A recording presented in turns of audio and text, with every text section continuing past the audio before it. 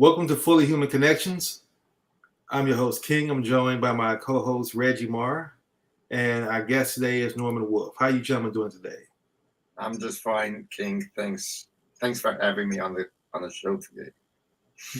I'm good as well. Looking forward to conversation. So much. Thank you, gentlemen, for your investment of time, energy, and being on today's show. So, Norman, one of the ways we like to get things started, really set the context for our show, is we go through a gratitude moment, what we're grateful for. And so, Reggie, how about you start us off with that, and then we listen to that discussion. Yeah, sure. So I'll state my usual just quickly that I'm just grateful for a refrigerator with food in it, relatively good health, a roof, and just some basic things that I know that many people on the planet don't have. Beyond that, I'm just grateful to be able to get up in the morning and first look forward to this conversation. And for the previous 2 hours before we're on together, we're working on a project that I really care about. So I have some sense of direction, purpose, and direction and purpose in my life. And I'm grateful for all of that. Excellent. Yeah. Norman, you want to share? Sure. Wow. As Reggie implied, I think I'm grateful at the basic level for all that I am blessed with. I'm grateful for the family connections I have, beautiful children, beautiful grandchildren. And I think I'm also grateful for the ability to live what I feel is my calling, to be blessed with a sense of purpose and to every day do something that moves that journey along just another step or two. Absolutely. Thank you for sharing that. And I would say I'm grateful for start off with my life, my health, my ability to be able to see, hear, walk, talk, stand, breathe, and have a sound mind. I'm grateful for my mother still being alive, being healthy, and being of sound mind. And I'm grateful for the constant opportunity to build strong connections and the infinite opportunities that can come from those connections. So that's what I'm grateful for today. So, gentlemen, thank you all for sharing that. I think the gratitude moment creates the energy around us that really sets the context for our conversation, because we start off with the spirit of gratitude, and to me, things can only get better from there. Yeah. So today's topic, as we talk about fully human connections, is one that I've in the process of going through myself and experiencing, and I just really wanted to bring this topic to you gentlemen to get your thoughts on it. And that is, how do we build fully human connections when we are building connections with folks of diverse thought and diverse opinion, whether it's political opinion, religious philosophy, nationalism, or whatever the diverse thought may be? How do you all see that we build fully human connections with individuals among navigating those waters, I like to say? I can't imagine why we would want to talk about something like that.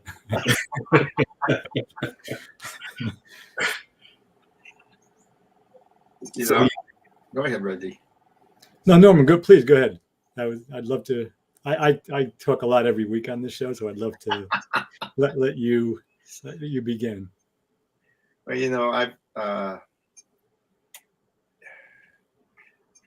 years ago, I came to this through the personal relationships I've had. That I was married and divorced 3 times before I met my lovely current wife of 20 plus years. And a lot of the struggles I've had in relationships earlier in my life really centered around the notion of my needs versus their needs. And over the years with Jane, my wife, my current wife, we began to formulate a concept. If you think about this notion that I live in a world that everybody else lives in, is kind of not true.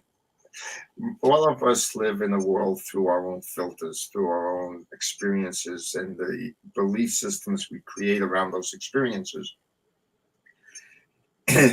And so when Jane and I would get into conflict, what we began to discover is in the very moment of the experience we're having, there is two different perceptions going on, two different worldviews, if you want. And we began to use the concept of when two worlds collide, because that's really what happens when you get into conflicting situations. And most people try to find ways to avoid the conflict. And I've discovered that the conflict of relationships is really, in many ways, at the root cause or the root purpose of why we're in relationships, to expand our limited worldviews about ourselves. Now, if you start off with that as a sort of a foundational premise, what I find is that when I feel I am in opposition or somebody is in opposition to me, I can stop and say, I wonder what it's like in their world. Mm-hmm. And that then puts me in a state of curiosity instead of in a state of defending and protecting the boundaries of my worldview. I can stop and begin to say, they're doing the same thing I'm doing. And I actually had an experience of this with my brother when Trump was first elected. And I was shocked that he chose to vote for Trump. Now, we grew up the same environment, the same core values. And afterwards, I began to reflect that, he's doing the same thing I'm doing. He's looking out into the future and making decisions based on what he believes is a future that will give him and his family the safety, the security, the success they're looking for. And that's what I was doing. We were just doing it from like two different worldviews. And then that opened me up to be able to listen to him, to not necessarily agree with him, but at least understand a whole nother perspective of life. And I can begin to return to the love and compassion I have for my brother instead of the battle that I was about to engage in had I not stopped myself. So I use that when two worlds collide as a way of reminding myself that the world is made up of different points of view, and that's a beautiful thing. That's the essence of diversity. So why would I want to eliminate diversity? Absolutely. Yeah. So there's nothing. I agree with everything, Norman, that you just said, and I would take an additional step too. The first thing I try to do, and I couldn't have done this 30 or 40 years ago because I didn't see it yet. But I just recognized the complexity. Well, there's a kind of a paradox. There's this beautiful simplicity of being a human being. We're all the same species, in good health, same number of bones, eyes, nose, mouth, et cetera, et cetera, et cetera. So we have this species thing going on. You would never know it nowadays, but we do have this species thing going on. So that's the simplicity part of it. All right, we're not rattlesnakes, spiders, elephants, or giraffes, or pick something else. But we then have this complexity, and I love that you said two worlds collide. That for me is optimistic, because I just believe that when even when it's just two people, because of our what I call cultural givens, and how we were raised, what we were given at birth, and then we either have to embrace it or reject it and replace it with something new if we're developing. There just feel like there's more than two, even with two people. But I'm picking nits. So recognizing that complexity across gender, identity, religion or not, nation, skin pigmentation, race, if we want to acknowledge race, all of that in a given encounter when I disagree with someone else. And again, I can do this in the last 5 to 10 years, but I couldn't do it in my 20s, 30s, probably into my mid 40s, is just to recognize, begin to try to see what's really going on here. in this disagreement, and how much of it is, what part of my worldview, what part of this person's worldview, what part of even personality. Some personalities think that they're beyond development. It's my job to fix you. That's actually a developmental view too. And just to try to recognize, really honor the other. And as Norman, as you said, not toward the end of ultimately agreeing with their view, because very often that's not going to happen, but to be able to understand it. And here's a bias that I have, and this only is true if we believe in human development. And when I say development, I'm speaking about specifically the ability to take increasingly more comprehensive, inclusive, and broad perspectives, to be able to see more and more in any given moment, as opposed to right, wrong, good, bad, those kind of dualistic views. And I'm learning that it's up to the person who can see more in a given conversation. Now, how do you determine that? That's another story. We'll get to that maybe. But the person who can see more, who can hold more, who can even hold paradox, has an obligation, I would say, a responsibility to meet the other person where he or she is. In other words, if I can recognize a worldview, and that's a lot of where my work resides, is in adult developmental worldviews. If I can recognize a pretty clear, or even a hint of a worldview, it's my obligation to explore that and try to see if I'm tuning in correctly. And if I am, meet that person where he or she is. Now, if I'm mistaken and they can see more than I do, I'll learn that pretty quickly, because they'll say some things and my honest response inside will be, oh, I hadn't thought of that before. I didn't see that. And nowadays I just own that right up front. Thank you for saying it, because I see where you're coming from now. I didn't see that. So there's that playing, back and forth, where is, okay, am I seeing more than this person? Am I holding a bigger perspective? That's not elitist or arrogant. It might just be true. Or is he or she holding more? And can I maybe expand my view to try to meet them, where they are? That's not an easy thing to do. So I aspire to continue to do that well. But coming back to the beginning, it's really, we humans are complex when it comes down to what goes on between our ears and behind our eyes. Reggie, I love what you said. I totally agree. And you're coming at the kind of getting to the same principles, if you will, that it's about understanding, or being in a place where you can understand the other person's perspective. I was talking to one of my clients loves this phrase, assume positive intent. Right? Start the conversation assuming the other person has a positive intent.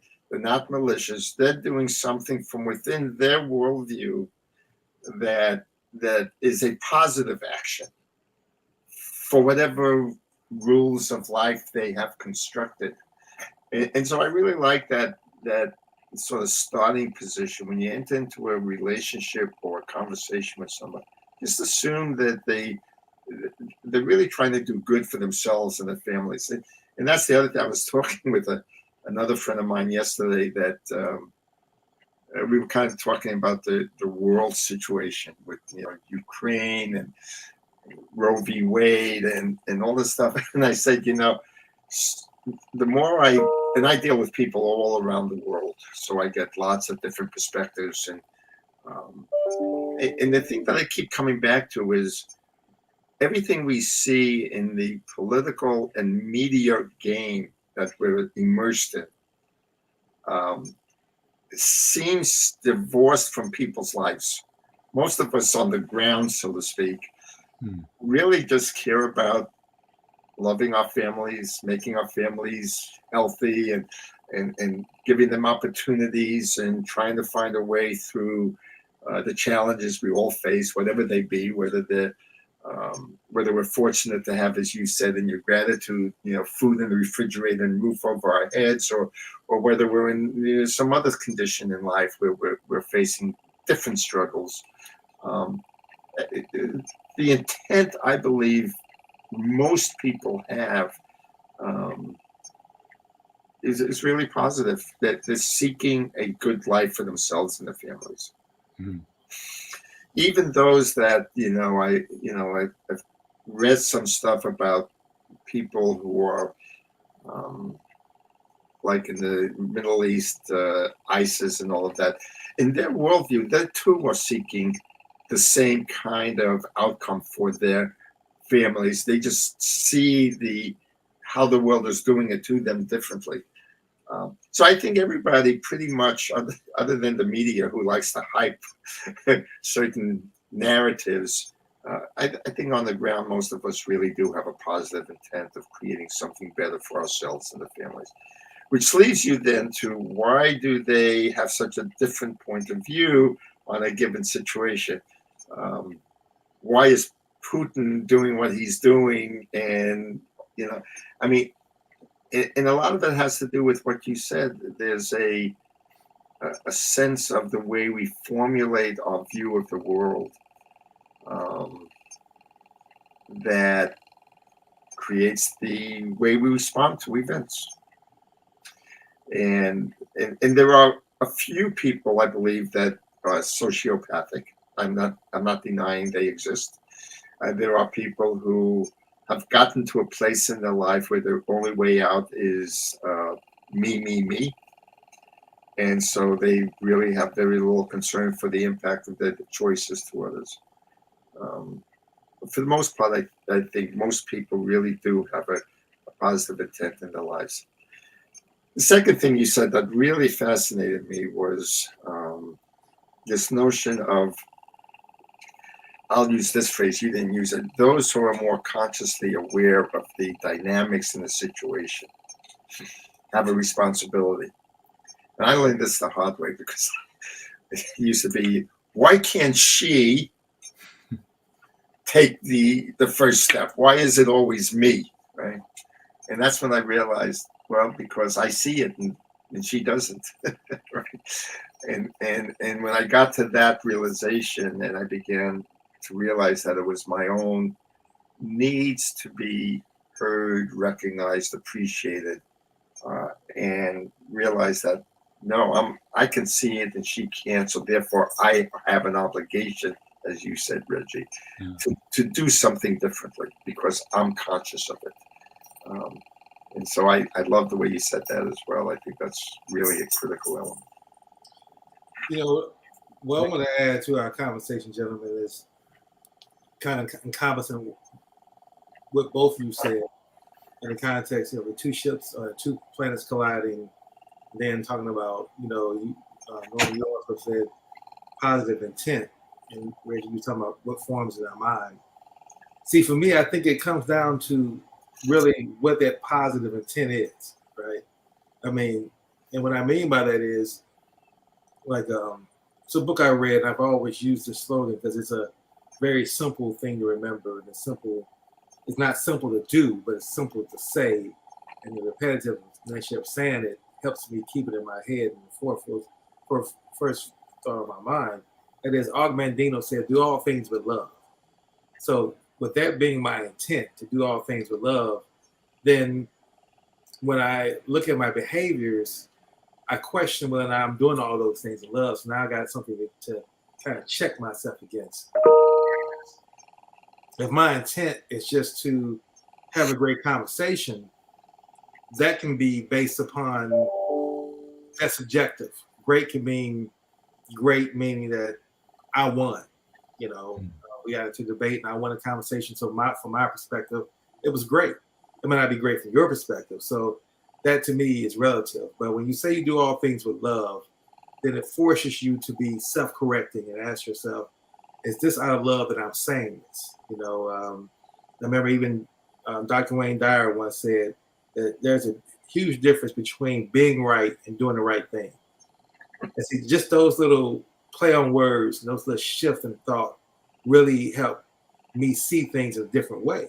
Because again, I used to always believe the way I was raised, and not just from my neighborhood, but just what I was exposed to and what I read, it was you come up with, Carl Jung talked about that warrior philosophy, where it's me against the world, I must win.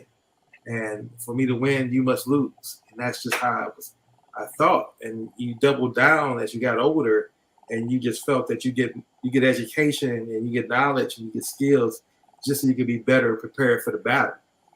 And then you learn later on that no, love is a much more positive place to be, but much more fulfilling way to be, and much more welcoming. Because we look throughout history at people who really, their spirit and energy still is with us. Their presence is still with us. I was just on a Zoom call earlier, and someone mentioned about Nelson Mandela. And this was a business meeting. And the reason they mentioned Nelson Mandela is because, to me, he's the truest form of what forgiveness looks like. You know, Mark Twain says forgiveness is the fragrance the violet shares on the foot that crushed it. And if you look at Nelson Mandela and decided the way he came out of prison, it's a lot of ways he could have went in, a lot of directions he could have taken, a lot of actions. And most people felt that he should take one particular action, revenge, quickly and as forcefully as possible. And he came out and showed love and forgiveness. And because of that, my point is he's still here. So I say all these things just to say that I think everything begins with building relationships with people whose intentions are to do things with love. Now, we may disagree politically, we may disagree from a context racially as far as what's really important, whether or not certain things are being applied fairly. Have they been applied fairly? It's an open, we can all debate those issues. But if we say that we're going to enter this conversation, which is the purpose of our Fully Human Connections podcast, is not to have the answers, but just to be open to the conversations. So I say all that to set this context, gentlemen, that let's pick a hot topic right now. Let's pick abortions, right? Now, my personal take on it, and I'm sure I get a lot of folks who have issues with my take, is that abortions definitely impact my community disproportionately more than anybody else's community. As a matter of fact, they said that studies have shown that the likelihood of a fetus being a young Black mother and surviving is greatly reduced compared to other young mothers. So you would think that more people in my community would be more inclined towards stopping abortions, just based off that, because of the fact of how many children die or are never brought into this world through abortions. But then it's not. It's turned into this political issue, and it's used for candidates just really to win votes on whether or not they agree with this particular law or not.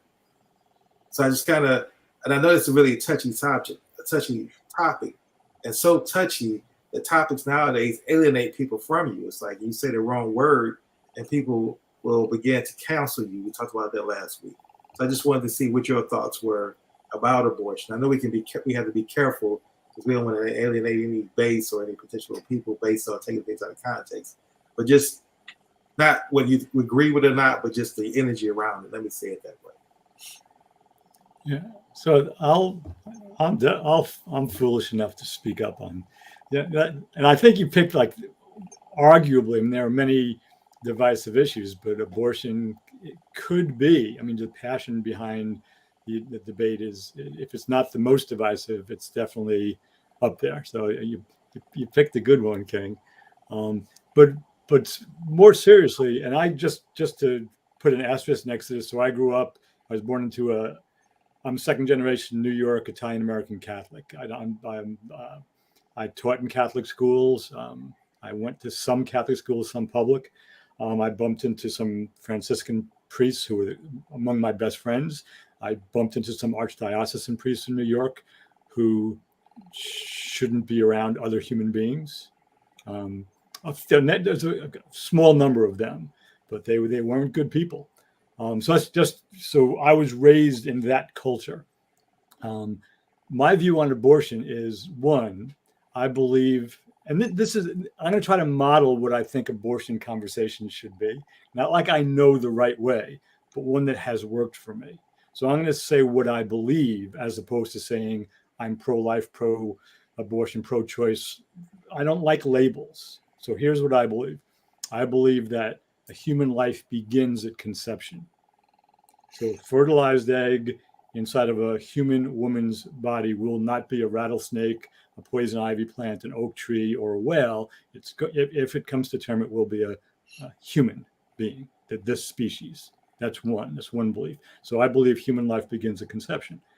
I also believe that no one should tell any other human, any other adult, competent human being what he or she may or may not do with his or her body.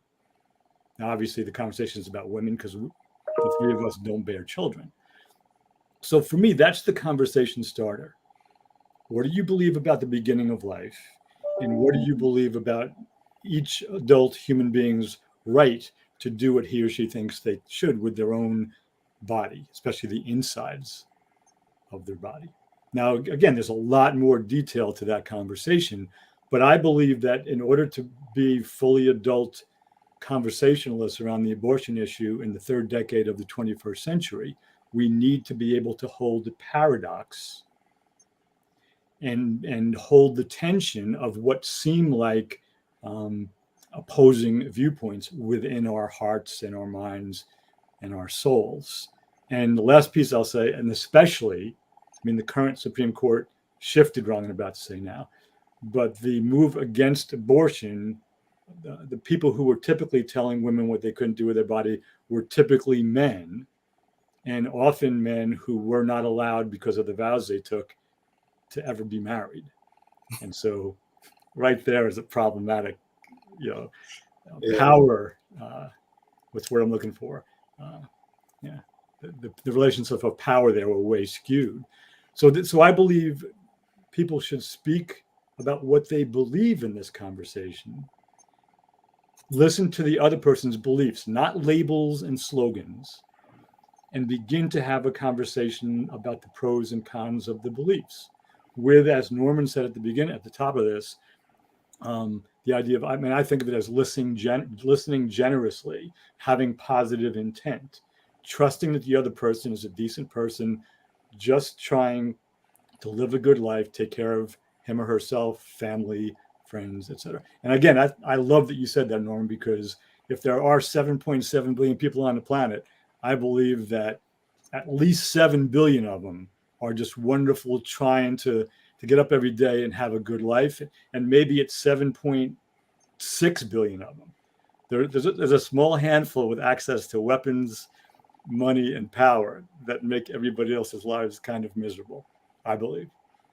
So I agree with you, Reggie. I love the way you kind of modeled, if you will, the way to enter into conversations with people. Of course, I have beliefs about it, and whatever that is, that's mine. I have similar beliefs to you. On the question of when does life begin, I don't know. That's my belief. It's like, I really don't know. It could be at the moment of fertilization. It could be at some point later when the soul enters into that embryonic entity. I really, or it could be at the moment they first cry.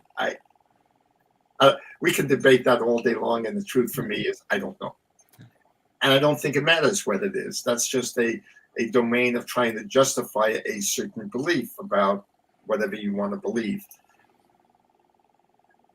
I also agree with your orientation that people should have a choice over what's allowed and not allowed in their lives. And I find that a very difficult position, because you can get into some really interesting conversations about, should I allow somebody to do harm to another? That's their choice, right? And I totally believe in the sanctity of individual choice. I also believe in the sanctity of consequences for your choice. And there are both physical plain consequences. We live in a society. Our society has certain rules, and so whether I choose to like them or not, if I do an action, society is going to have a say in that matter, one way or the other. There's also a spiritual consequences, if I can use that term. There's a quote I love that's where Jesus says, "Give unto Caesar that which is Caesar's, and unto God that which is God's." He recognized there's really two domains of life we're in. There's the social contract that we engage in, and then there's our personal journey in life of evolution and growth and consciousness and awareness. And you can label that the spiritual journey. When I look at issues like abortion and how it's raging through our society, first I read an article that I thought was fascinating because it articulated something that in the back of my mind I was beginning to sense. The United States is going the opposite of every other country in the world. You look at countries like in South America, highly Catholic countries just eliminated their ban on abortion. I can't remember which one it was, whether it was Brazil or one of them, but they're highly Catholic countries, and they've eliminated the ban on abortion, and we're going the other way. And I ask myself, why is that happening? Why are we going through so many struggles? And I've come to this realization or this assumption. Our society has been moving very strongly and heavily towards a more liberalized, more global point of view. And a lot of people are feeling left behind. The traditionalists, I won't even use the word conservative, but those who believe in values that they have been raised with that are very important to them, more historical values, the way things used to be. And I think what we're seeing is a huge backlash. I think the whole Supreme Court situation, Roe v. Wade, gun control, which I don't like that term because it's not about controlling guns, responsible gun usage. It's really a response in my sense of things to a energy that has been imposed upon them, and now they finally feel like they can speak up. Right? I remember during the Trump days when he was first, I had a lot of friends who were conservative, who were literally afraid to speak about their position because the general society would make them bad people for having those very foundational, important values that they hold dear and sacred. They were literally afraid to actually come into a conversation for being ridiculed. And that's how deep this kind of negation of past. I find when we make changes, it's really important to be appreciative and compassionate for those elements or those thoughts that might be evolving. And we didn't do any of that during the last 20, 40 years. And so I think it's probably in some the question is, change is wonderful, but it's not always, we don't always change in the most healthy way. And so being reminded that there's something else of value. And again, this goes back to what we've been talking about. There's a reason why this is happening. There's a useful, beneficial reason for it. And I think if we remember that, then we can work our way through, and that opens up the ability to engage them in useful, meaningful conversations, to find a solution that works for everybody. I just want to chime in with this and say this. I don't think that because it's now a political issue, they're not looking for a solution. Because to your point, I think most people will agree that at the end of the day, women should have the right to choose if they're going to have the baby or not have the baby. whether we agree when life begins or not. But I think when the issue comes to play is that, let's just say for sake of conversation, women said, okay, well, since you're taking that right away from me, then from this point forward, I'm going to drink, smoke, and do drugs my entire pregnancy. So then the children that come out of me are going to be deformed and in some aspect, just to try to prove points, right? That at the end of the day, so now you're going to say that they can't drink and smoke. In other words, if you're going to force a person to carry a term because you're saying life begins in her and she's obligated not to harm that baby, then now you have to go out against all her behaviors the entire pregnancy, right? So then that almost becomes impossible. So to me, that's where the slippery slope is. And then the other perspective of it is this: the pushback that I hear from the folks who are the against, or I should say, the against the abortion ban says that the abortion clinics provide more services than abortions in particular communities, you know. And see, what I never hear, no one ever says, is why can't we just take those services away from the abortion community? I mean, the abortion facility. In other words, why have those services only been allowed or been offered by the abortion facility? Because those services. Why not make it more mainstream as part of the way all medical? Yeah, that's a good point. That way you separate that totally. So it just really becomes down to an abortion, not, well, they also provide free, you know, pap smear, and they provide other services for women. It's like, well, those services are needed in the community.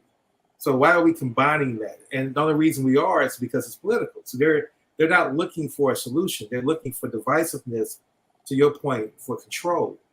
And that's why I want to have these conversations so people can start focus on, here's the things we have in common. Here's what we agree upon. Let's not get muddled into the weeds of things we can't change. Like, you're never going to have the majority of women say, you're right, I should not have the right to control my body. Men should make laws against that. You know, so we're never going to get women to see that perspective, and they shouldn't. I agree with the fact that it's their body. They should be able to do whatever they want to do with their bodies, right? So I just wanted to add that there. And I know, Reggie, you wanted to add something else about the abortion, but I wanted to throw something else in before because there's so many other topics I wanted to cover, but if you wanted to chime in on what Norman said about his comments about abortion, feel free. Yeah, just really quickly, it's more about the bigger picture that I think Norman created around the abortion issue. Is I agree 100% that I mean, there in every major shift in history, there's a backlash. I mean, 𝗙𝗂𝘂𝗵𝗃 in Stand from the Beginning, I'm going to paraphrase this because I haven't memorized the whole book.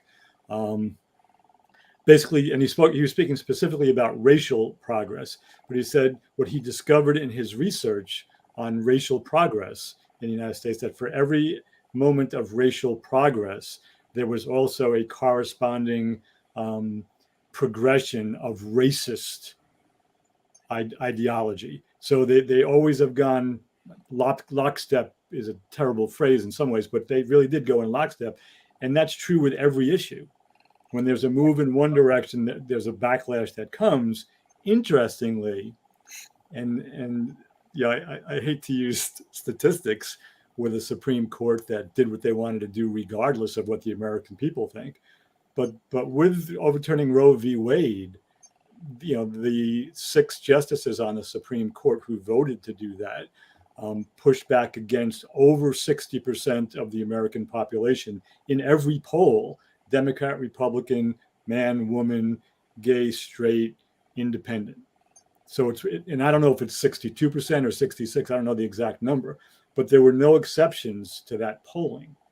So 6 people basically said to the, you know, whatever 60% of 300 million is, well, this is how it's going to be now. So it is. There's a backlash there, and with all respect to Clarence Thomas, I mean, I wanted to say that, you know, it was not a surprise to me that everybody that voted in that way was white and conservative, and you know, Clarence Thomas was the outlier there, and arguably the most conservative member on that court. he and Alito probably have a good competition going. But it's the judiciary should at least have some sense of the population that they're making judgments about, and this court seems not to have that. I want to briefly touch on your concept of backlash. I love that you brought that up, because many spiritual traditions talk about the notion of balance, that life itself seeks balance. Even the physicists talk about, energy seeks balance. I was having a conversation with my wife one day, and she was really frustrated about something, and it dawned on me to use this metaphor. If life is really all about wholeness, if you will, you can look at the metaphor of a coin. Every coin has a head and a tail. You can't have a coin without both sides, right? I mean, I don't care how you slice it, you can never get rid of the head versus the tail. And many times we look at issues from our own individual point of view, which is really, we have a preference with one side of the polarity, one side of the duality. And we push that preference. And in doing so, we kind of energetically push away its opposing, because obviously the opposing side of the duality is bad, and this side, my preference, is good. But life seeks balance, so that which we push away, it's going to come running back. Right? So, like you said, every time we have a preference for racial equality, you're going to create its opposite, right? And until you learn to, and this is what human connections is all about for me, until you learn to bring and appreciate both sides of the coin, what is the value that each brings to life, to living? We're always going to have this imbalance, and we're going to create. We create great wealth. We also create great poverty, income inequality. We see it all around us. Anytime you're overweight anything, the other is going to come into play. And bring it back to the conversation on the personal level, when you keep pushing it back, Carl Jung calls it the shadow, right? When you push away that which is not your preference, that element within your psyche is going to come roaring through and create some major conflict for the purpose of awakening you into the nature of totality, which is, you got the head and the tail of the coin wanting to come back together to recreate the wholeness of the coin. That's a great point you all talk about with the pushback. And I see that, and you all talk about it from the racial context. And of course, that's when the people said Trump was really the pushback for Obama, right? And that's why he got in office. And he was able to ride that wave. And then now we begin to see that even after he left office, whether he gets in office or not, the justice he put on the Supreme Court, how they're fundamentally changing the country.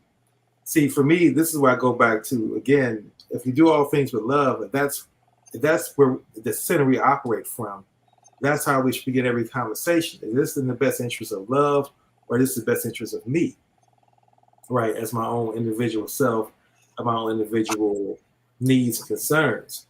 Because, no matter what the issue may be, we talk about right now, look at how cancel culture, we talked about last week with that, where that pendulum has swung all the way to the side, where if you say something against someone nowadays, then you are really risking your livelihood just based off of differences in opinion.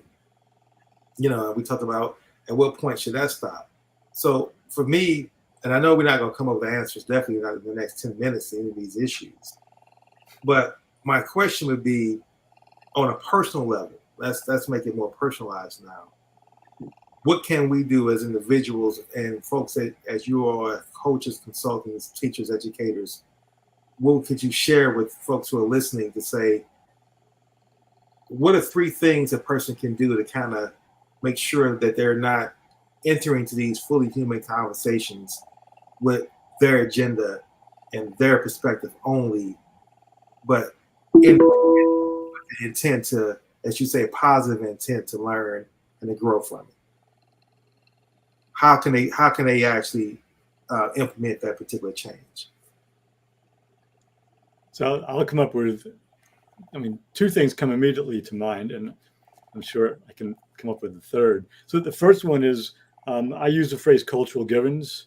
And so get really familiar with your cultural givens, what you were given at birth and in your first, let's say, 7 to 10 years, because your parents, your teachers, your community gave you a view of the world, which may or may not have been accurate. Examine that, think about it. How much of it do you still hold in your life? And, maybe some of it holds up, some of it doesn't. But know your cultural givens, contrast those with how you view the world now, and be aware of your view when you enter into conversations. That's one. Know your own. And culture, when I say cultural givens, I mean that in the broadest sense. I mean everything. What you got from the geography, the climate, the chronology, the religion or lack thereof, the nation, the race, the gender, all of that, when I say cultural givens. So it's an inclusive term, not just a narrow version of culture. The second thing, and we've mentioned this in 2 different iterations in this conversation, listen generously or assume positive intent from the other. Assume the other person is a good person. And if they're not, and they're looking to harm you, you'll know soon enough. So you have to protect yourself. So know your cultural givens, assume positive intent. And then the last one, I think it's simple, and I think it's so missing nowadays, is just stay curious. Like, just have curiosity about existence, about, other people, what you really are looking at when you look at the sky, the millions and billions of species. Just stay curious about your little snapshot of existence, because that might encourage you to commit to doing more good than harm. So cultural givens, whatever the second thing was that I said, and curiosity. I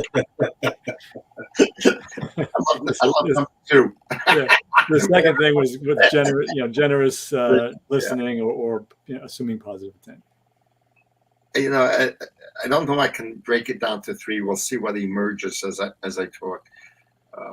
King, you've talked about centering in love. I think that's really probably the most important element of enabling the 3 things Reggie just talked about. I use a phrase: do you want to connect or do you want to protect? Right. That in itself sort of sets the stage for my personal intention as I'm engaging a conversation with somebody. And that opens the door then to either being curious or not right off the get-go. I've struggled with this, and I actually teach a methodology. So from a practice point of view, what people can first do is pause whatever's going on in their mind, whatever beliefs they have in that moment. Pause, center yourself into the heart center, or that place where you feel that experience we call love, and then actually shift the body frequency, the vibrational state of being, into that experience of love. And it's easily to do.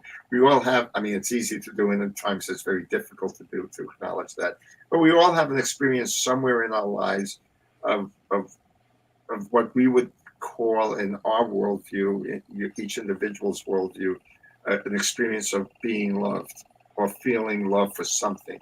Or just a friend of mine, I was doing a workshop, and she said, I can't remember ever being loved. So I just said, can you remember being at peace or appreciative in nature or something like that? So we can bring up that experience. And the importance of love for me is It's the only place I can go where my ego isn't protecting. I can be vulnerable when I feel and experience bodily that sense of love, because it sustains me. So, pause, center shift, decide whether you want to protect or connect. And then I think I agree with Reggie. The third one is curiosity. Be curious about the other person's worldview, recognizing that I'm inherently limited by my life experiences. So I have all these boundaries, conditions of what I believe is the right behaviors and the right actions and the right choices. And I try to apply that onto other people. When I am in a position of protecting, I am protecting those boundaries. When I'm in the position of connecting, I'm in a position of, well, maybe I can learn something and expand those boundaries, and I can grow from that. There's a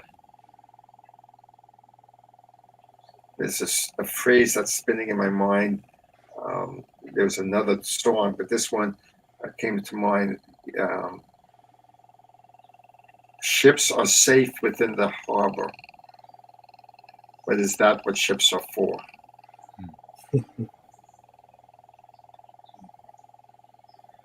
What's our life all about? To stay safe in the harbor within the boundaries of our worldview that we've created? Or should we expand out and see what lies across the horizon? And being in relationship with others who disagree with us is what expands our ability to sail across the horizon. Gentlemen, thank you for those answers. I just want to share it quickly, and I want to get ready to start wrapping things up as we get to the top of the hour. But, and Reggie's heard me say this several times, and folks are going to definitely hear me say this a lot more, because I just really think it's fascinating now. I just recently adopted a dog, and studying, and this time around in my life, I had dogs previously, but I was an experienced dog owner. Didn't know anything at all about how to raise a dog, just wanted the dog and dealt with all the issues a dog had in the way that I was taught by my community. So this time around, I decided I really wanted to learn how to really raise a dog, and more importantly, have a dog that will be a guard dog, which really was my intent behind it. And in doing the research and studying different dog trainers and these videos on YouTube, one man in particular really stands out among them all, and it's a guy they call the dog whisperer, 𝗙𝘂𝘂𝗍𝗂. And because what he teaches, he says, I don't teach how to teach a dog. I teach humans how to be better humans for the dog. The dogs are going to be instinctively how they're going to act. And so I'm saying all this to say quickly that he says basically, and this is what all communication I'm learning and experiencing myself, there's three things that's going to happen when you do communication with someone new. Three reactions they're going to have: fight, flight, or surrender, right? And depending on the energy you give off, they're going to choose one of those three.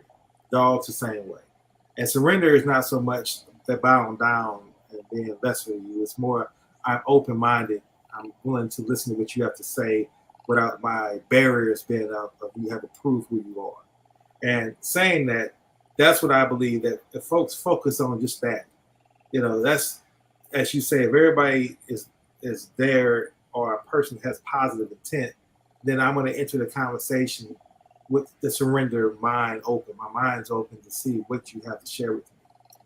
And I look forward to disagreement, because I know I don't know everything, and you might bring a different perspective. And I'm looking forward to that. So I just kind of want to share that with our listening audience as we begin to really wrap up our conversation about fully human connections. So as we end our conversation on this, one thing I want to ask each of you all to share with us, and this is what we do as well as Norman, we have our beginning instance, our beginning, I would say, ritual, and our ending ritual. And so the ending ritual is, can you identify one person who you might say exemplifies being a fully human that you want to share? It can be past or present, and then why, quickly.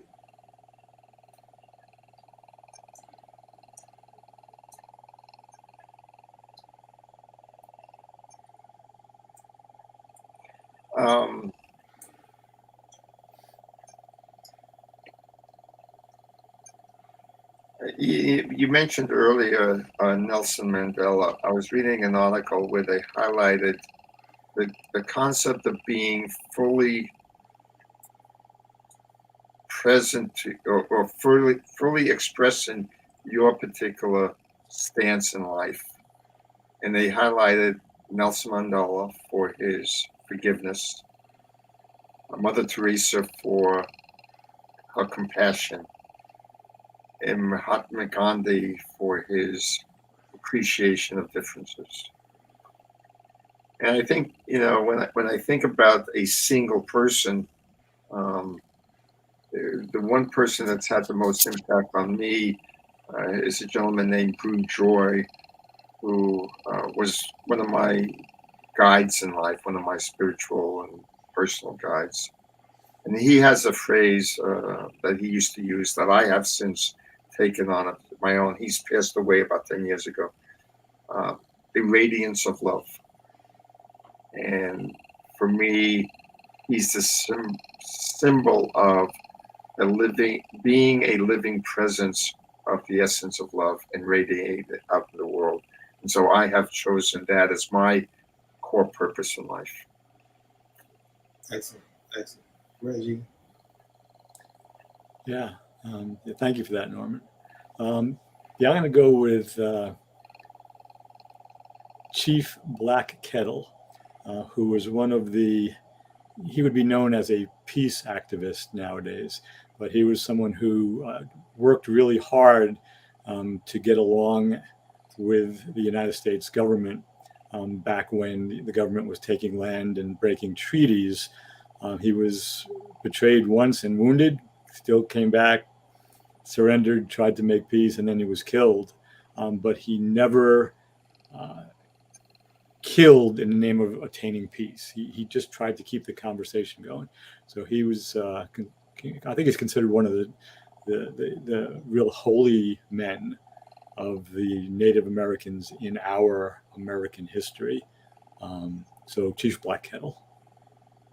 And mine, I'll say, is going to be Bob Marley. I just think that his music, the songs, they call him a prophet. You listen to him, there's never anything negative about what he's advocating or what he's prophesizing. It's always about love and songs that really make you feel great and feel good about yourself when you're dancing or just listening to him.